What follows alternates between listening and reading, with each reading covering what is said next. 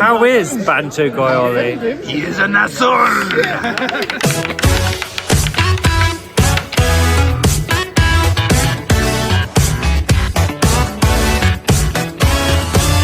Folks, how are you doing? So today on the bench we got something different again. Well, different. I've done musical instruments before, but and synthesizers on this channel, but this is the MicroKorg. This is arguably, I was going to say, not arguably, this is quite definitely the most sold synthesizer ever. This was released in 2002. This is a digital synthesizer based around analog modeling. You can still find them today for, I mean, usually 150 to 200 or more. It's still quite affordable, very, very capable. And this one I essentially got for what was it, €80. So quite cheap, and this is the only reason I get stuff on this channel, because it's cheap. Hey folks, so we wanted to congratulate PCBWay on their 10th year anniversary operating as a PCB manufacturer. Actually, I think it's 9 years. Yeah. Okay, fair. Yeah, it's not, well, 9 years operating, and it's their 10th year. Yeah, they're celebrating their 10th year operating as a PCB manufacturer. No, it's 9 years, definitely. Yeah. It's a 9 year anniversary. 10th year operating. Why? Anyway, congratulations PCBWay on your 10th year anniversary. You have to say 9 years. Making PCBs, part assembly, CNC machining, 3D printing, metal sheet fabrications, and for supporting all those creators and for supporting all these channels over the years. Thank you very much and congratulations. 9. It's the same engine and pretty much hardware in a way, but than the MS2000, the Korg MS2000. There's a few differences in terms of, I think this one has a better arpeggiator in the sense that it's programmable, and there's a vocoder on it that you can see here. The vocoder is not as good as the MS2000. I think it's got less bands on it. And there's a few other small differences, but essentially it's the same thing, just more portable and cheaper. So you select all your sound. There's a number of preset sounds in it, but they're all programmable. I'll come back to that. But you select what type of sound you want through this big selector knob or a vocoder. And then once you're in a bank, you can actually select the program number for what sound. And there's only 8 here, but you can actually switch this button to go to side B, and you have another bank of 8. So you've 16 banks per each of these, which is quite good. And they're all adjustable or programmable. You can save them. So you can essentially just design your own patches. In fact, there's entire websites dedicated to just patches for this guy. So this was sold as untested. So probably understand not working. I'm not sure. Let's have a look at the back. So this takes 9 volt in. We got MIDI in, out, and through. 2 audio in. So we got dynamic and condenser mic. Interesting. Line in or whatever. Volume knob, selectors. Line and audio 2. Oh, it's probably for the vocoder. So there's a little mic that comes in that wasn't in this. That comes in for the vocoder. I might need to source one of those. And then we got outputs for headphones and stereo out. And I think that's it. And the bottom, oh, we got batteries. Well, this might be they wouldn't have left the batteries, would they? This might be a good test to see where. Oh no. Oh no, that's not a good sign. Okay, we need to take these, see if there's any damage inside. Oh, these are crusty. Oh, I think it's just corroded though. I'm not seeing traces of leakage or anything like that, but it's just corroding. And I'm not going to power it on though until I've assessed what the damage is on the board. We could have just a giant brick, really. So the goal, is obviously to restore it, clean it, and then I've seen people do cool kind of mods, like sort of like a Moog type mods, with moving this panel up slightly like that.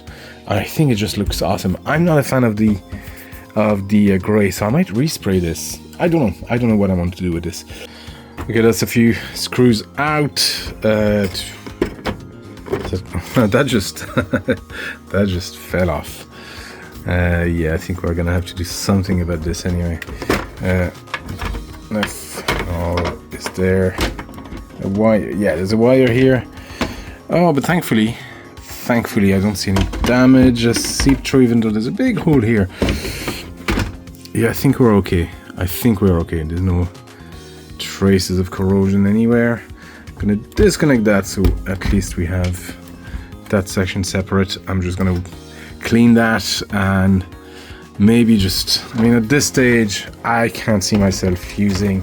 One of them fell off anyway, so we need to remove all that metal and just clean that off. So we can actually just disconnect the keyboard part from the motherboard, or whatever it's called, motherboard, mainboard part, and actually cut the unit here right this way. I'm still uncertain whether that's something I want to do. If it was any other synthesizer, I'd be reluctant, but there's so many of those done that I think I'm gonna do it. Regardless, I need to dismantle this whole thing and give it a thorough clean. Alright, so I have the MicroKorg completely dismantled. All the parts are here. We need to clean this, but first, before I do that, or I could clean it before, but we're going to essentially cut right here. So there's a little ledge here where the display plate sits, and we need to cut it just right here and find exactly the right angle. So it's going to be interesting to do that. I'm not sure what the best way is. If I use a Dremel, it probably melt the plastic, and this is quite thin here, so we need to keep that. So I might use just a sharp blade repeatedly, at least in this section where the plastic is the thinnest, and then maybe a Dremel here, because that's going to be covered with a piece of wood. Speaking of which, I've made cardboard templates of how I sort of want stuff to sit. So this is the shape of the original plate and where our panel is going to sit. So I think that works. I might refine them. We might not need the whole length. We might just cut them like that or something like that. I'll see once I have the wood cut. For the wood, I'm not sure what I'll use. I have leftover. Is it like it's like a balsa wood type of stuff? It's very, very lovely and soft. I might need to harden it though. But what I'll do is laminate and double it, so it looks a bit thicker, because it's quite thin. That's the only wood I have anyway, so I think that's what I'm gonna use. All right, a couple of steps I didn't show, but essentially I've finished cutting this. So I did this with just so this is where the plate is, and this is the other half. So you need to do this section with a sharp blade. It takes forever, it's tedious, it's annoying, and take your time, otherwise you'll scratch, you know. But do this with a sharp blade, so it's as clean as you can, and then here you can do it with a Dremel, because it'll be hidden by the side plates. So all that done, I've masked this, because this is the see-through PVC for the LCD screen, and I've masked the back because I want to keep that as it is. There's a lot of writing as to what's what and what's where. You essentially lose all the silk screen markings, but I'm okay losing the Korg and MicroKorg logos here and what the wheels are. There's not that much here. All the stuff happens on the front plate. So yeah, like I said, I've kept that, and I'm spraying that in grey because in black, because I didn't like the grey that they had. It looked dirty. It always, even brand new, I always thought these synths looked dirty, and it looked a lot better in black with the black plate. For the sides, I've done just a rough cut of what I want it to look like in whatever wood this is. I'm not sure, and because it's rather fragile, it's this guy. I used it to make surfboards out of wood in the past, but it's very weak along the grain.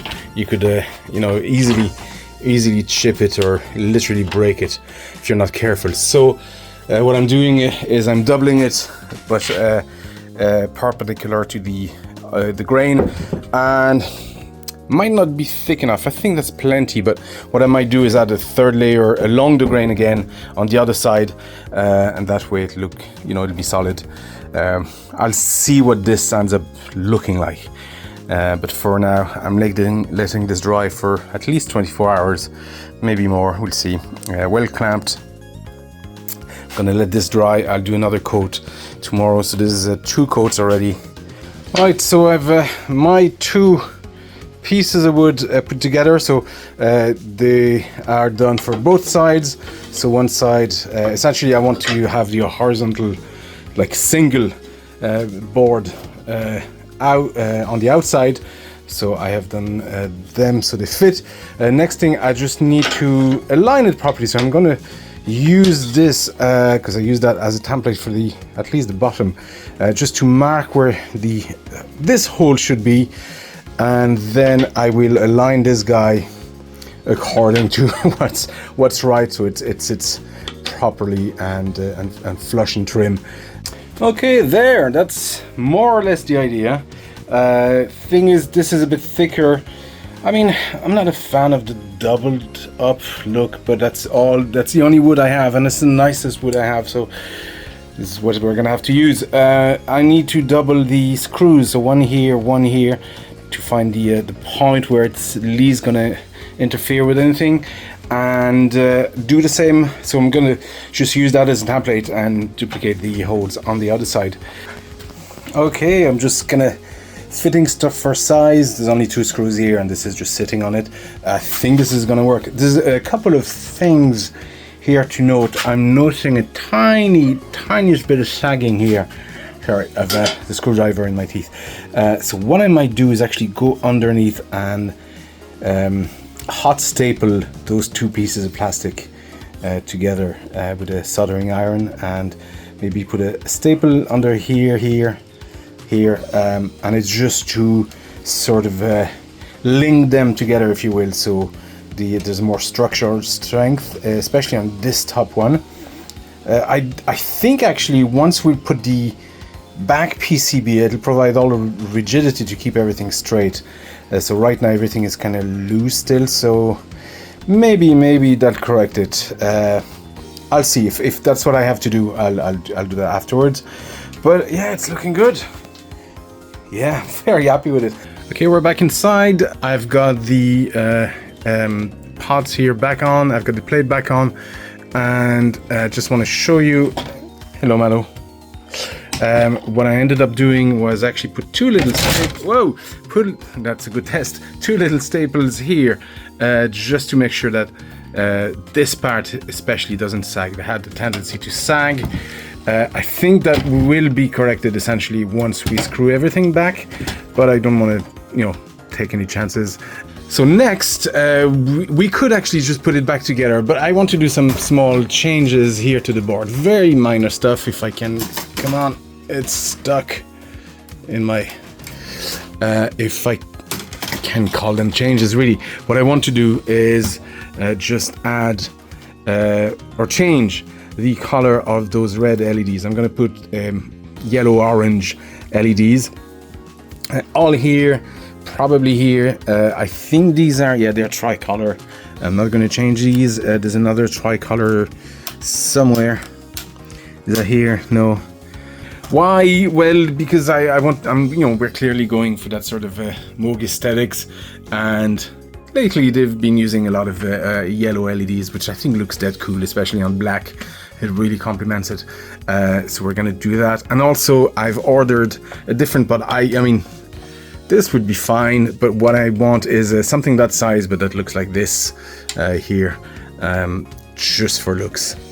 Alright, so I've replaced all the red LEDs, so all these guys under here. These are easy to remove. You just essentially just squeeze out on each side like that and just pull them out, and to put them back you just slot them in. And so here we don't need them because they're tricolor, and here there was none, and there's another tricolor somewhere. Oh, these guys, we don't need them. and we need the three collars, the tempo one. All of these guys have been replaced as well. And indeed, if I plug this in and power it in, yeah.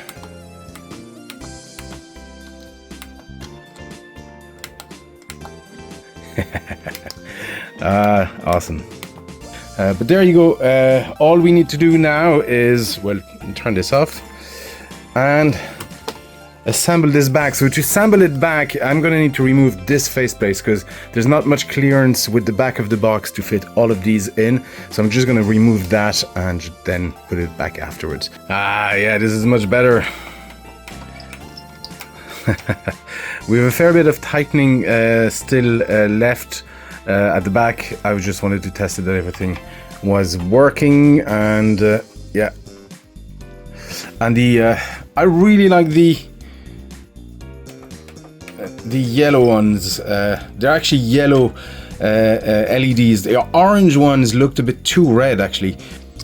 And there you go, folks. This is it all put back together. I got this finally got this giant, absolutely massive selector knob, and it's slightly bigger than the original even, and I think it just works well. It's like you just want to crank it, and it's ridiculously oversized, and I love it.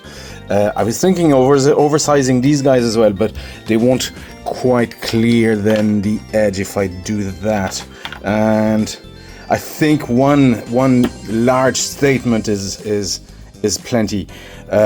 Change the volume knob. I had this knob lying around for the volume, and I was like, yeah, why not? I mean, it's different. It kind of puts it aside from the other ones. Everything is sort of kind of different. So yeah, just for cosmetic looks. I'm loving the those orange. They're actually yellow, but they glow orange LEDs. They work really well. Give it a bit more sober look, and the black paint. Most likely be using it on covers at some point. I want to change the patches as well, just do my own stuff, custom patches, but that's probably another video, or maybe I'll do that in my own time, I'll see. But there you go, folks. It's a rather simple if time-consuming mod. It's just the trick is just to make sure that you have a clean cut here so that it realigns perfectly. So use a sharp blade as opposed to whatever, a Dremel or a saw or something like that. Use a sharp blade. It takes forever, but it's, you know, the result will be worth it at the end. And for the sides, you know, you can resort then to a Dremel. The black spray as well just made it sober. I never liked the that dirty grey, just looked dirty in general. The MicroKorg, and I think it gives it a bit more of a professional and cool, much cooler and retro vibe. Anyway, folks, I hope this was interesting. Don't forget, you can find me on the whole social media platform with Banjo Guy Ollie, and there's a Patreon page and YouTube membership if you want to support the channel. It is much appreciated. Folks, thank you for watching, and I'll see you next time.